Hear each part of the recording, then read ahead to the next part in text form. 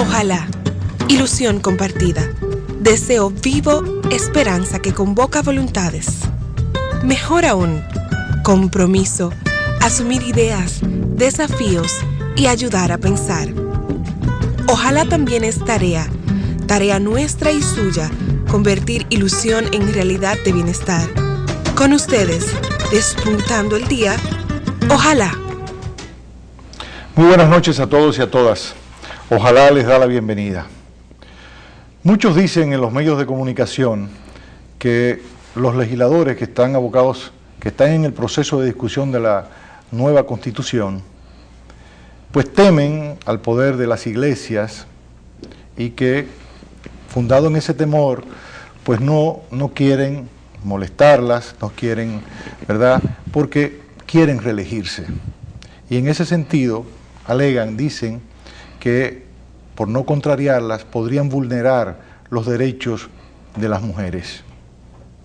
Uno se pregunta, ¿vale la reelección de un legislador el atropello a los derechos de las mujeres? En la noche de hoy tenemos a la antropóloga social Tajira Vargas, quien fue, a mi juicio, la primera en advertir en nuestro país, a través de un artículo suyo, sobre los peligros que entrañaba la aprobación del artículo 30. El peligro para las mujeres y sobre todo para las mujeres muy pobres. Muy buenas noches, Tajira. Buenas noches, Roberto.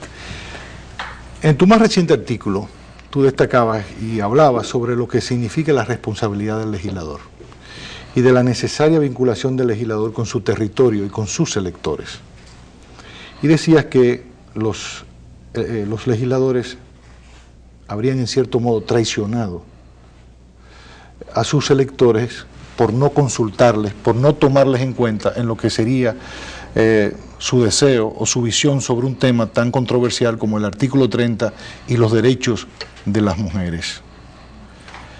Tú que has hecho un trabajo por muchos años en los barrios, ¿cómo te explicas? Me gustaría que tú hablaras de esto, de cómo tú sientes la percepción de las mujeres, de la gente en los barrios, sobre este tema del artículo 30, los derechos de las mujeres y los legisladores. Sí, fíjate, a mí me gustaría más hablar de las prácticas. Okay. Yo creo que las mujeres, tanto en los barrios como en las zonas, en las comunidades rurales, probablemente no tienen mucho conocimiento del artículo 30 como tal. Pero sí saben que en los momentos en que se presenta una situación de gravedad o de riesgo de muerte de una mujer o de una joven, cuando está en un momento de parto, el médico debe salvarle la vida a la mujer, por encima de todo, porque saben que esa mujer probablemente tenga otros hijos. Y puede parir hijas de nuevo, ¿verdad? Y puede parir de nuevo. Y ya es madre quizás. Y es madre y responsable probablemente de una familia de muchos muchachos y muchachas. Porque como bien sabemos, en la sociedad dominicana la mujer juega un rol protagónico como eje de hogar, como jefa de hogar, que en muchos casos pareciera ser el hombre el jefe, pero sabemos que en muchos casos las mujeres tienen hijos de diferentes hombres y tienen que mantener a aquellos que no son hijos del hombre con el que están, porque él no se los mantiene.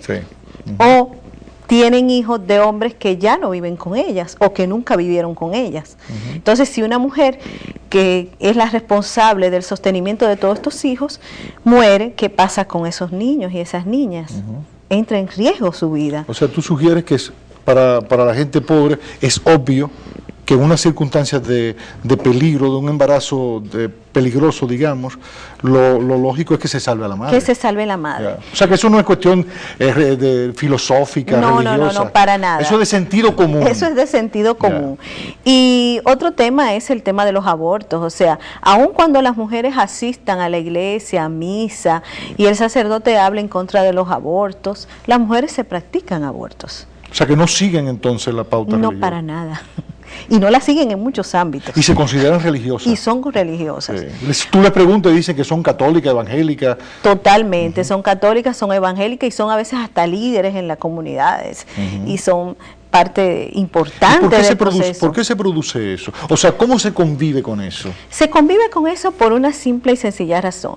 La Iglesia se ha mantenido en una visión totalmente alejada del contexto. Del contexto mismo de los sacerdotes, porque los primeros violadores son los mismos sacerdotes, de las reglas y de las normas de la Iglesia, que no siguen el celibato y que no siguen lo demás. Entonces, como está fuera de lo que es la práctica humana, lo que es el contexto de la gente y de la realidad, entonces la gente asume un discurso religioso que condena a aquellas otras mujeres que se hacen aborto, aunque yo me lo haga, condena a aquellas otras mujeres que tienen relaciones paralelas o poligámicas, aunque yo las tenga. Mi caso es excepcional. Exacto. Condena a las otras mujeres que no se casen por la Iglesia, pero yo tampoco me caso. Entonces, fíjate incluso que eso, yo le escribí un artículo precisamente, de que el 45% de los matrimonios y son uniones consensuales, solo un 17% son matrimonios religiosos oficiales, y entre ellos están los religiosos. O sea, ahí están incluidos los legales y los religiosos. Cuando el discurso no permite una práctica satisfactoria, la gente no le hace caso al discurso. No le hace caso al discurso. Ok, entonces en ese sentido, aunque se apruebe el artículo 30 y la Constitución y tantas cosas digan eso, pues evidentemente la gente va a tener otra práctica. Pero ¿cuál es la consecuencia real de esto? Mira lo que pasa. Porque en ese sentido tú dirías, siguiendo tu lógica, ¿qué importa que lo aprueben? Porque la gente va a seguir haciendo lo que está acostumbrada y lo que entiende que tiene que hacer. Sí, pero el problema no es la gente. Ok. O sea, si se está pensando en que aprobar el artículo 30 para que se deje de tener abortos, eso no es verdad. Porque no se va a Los abortos van a seguir. Pero ¿cuál es el problema? Que los abortos, como sabemos, están prohibidos en nuestro país. Y para eso no se necesita el artículo 30. Correcto. Porque no está en la Constitución esa prohibición, sino en el Código Penal. Pero los abortos, muchos abortos se hacen en condiciones de riesgo.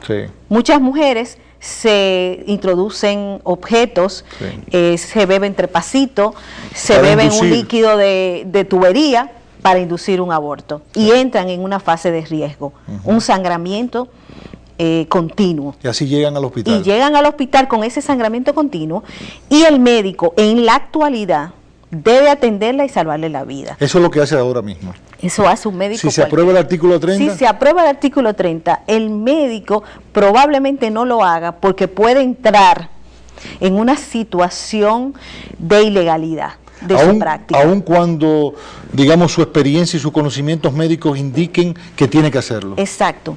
Existen unas normas médicas que dicen que por encima de todo hay que salvarle la vida al ser humano. Pero ¿qué pasa? Que esas normas están elaboradas antes de que se haga esta reforma constitucional. Después que esté la reforma constitucional, toda norma, todo reglamento, todo código tiene que ahora ajustarse a la nueva Constitución. Entonces eso significa que los médicos, va a estar a la voluntad del médico asumir una práctica ilegal o no. ¿Y qué pasa? Que el que tiene dinero puede pagar o solventar el riesgo del médico en su labor profesional, pero el que no tiene un centavo no lo puede hacer. O sea, lo que tú estás diciendo es que se agravaría entonces las condiciones de los más pobres. De las mujeres más pobres. Porque al llegar a un hospital el médico puede decir, no la voy a atender porque a mí me van a ver todo el mundo aquí. Porque interrupciones del embarazo va a haber siempre. Se van a presentar siempre. Claro, y se han presentado toda la vida. Mira, desde la sociedad estaína existe la interrupción del embarazo. Tú puedes ir al museo y ver los abortivos que utilizaban las mujeres. O sea, todas las sociedades, en todos los momentos históricos, aún en la Edad Media, donde había todo un proceso inquisitorial fuerte, con los más niveles de rigideces, hasta las religiosas se hacían abortos. Los alrededor de los conventos. Los monasterios se encuentran los abortos que se hacían las monjas. Entonces, no es verdad que porque tú tomes más medidas duras vas a suprimir el aborto. Al contrario, lo que está demostrado es que los países donde hay medidas más restrictivas hacia el aborto, donde se condena el aborto, aumenta no solo el aborto, sino la mortalidad materna.